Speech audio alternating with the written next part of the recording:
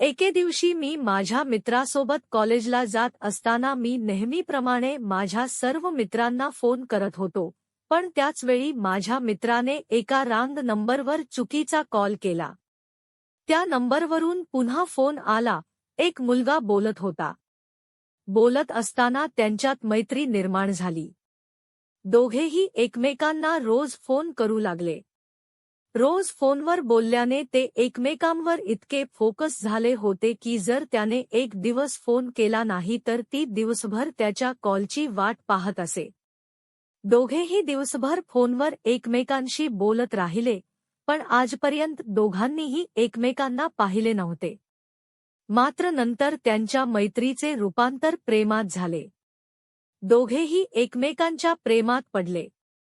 काही दिवस त्यांचा कार्यक्रम असाच चालू राहिला, पण एके दिवशी त्यांनी भोलेनाथ मंदिरात भेटायचे ठरवले. मग दोघेही एका निर्जन ठिकाणी बसले आणि बोलू लागले, कारण ते एकमेकांना पहिल्यांदाच भेटले होते. दोघांमध्ये प्रेमाची भावना होती. मी हे सर्व दुरून पाहत होतो. नंतर त्याने निघायचे ठरवले आणि आम्ही निघालो. यानंतर त्यांची भेट झाली. फोनवर बोलत होते. मात्र काही दिवसांनी हा सर्व प्रकार मुलाच्या घरी लक्षात आला. त्याच्या कुटुंबाला विरोध होता. त्यांनी त्याचा फोन हिसकावून घेतला. त्यानंतर तो रागाने घरातून निघून गेला. पण त्याचा फोन येऊन बराच वेळ झाला होता. याची तिला काळजी वाटू लागली.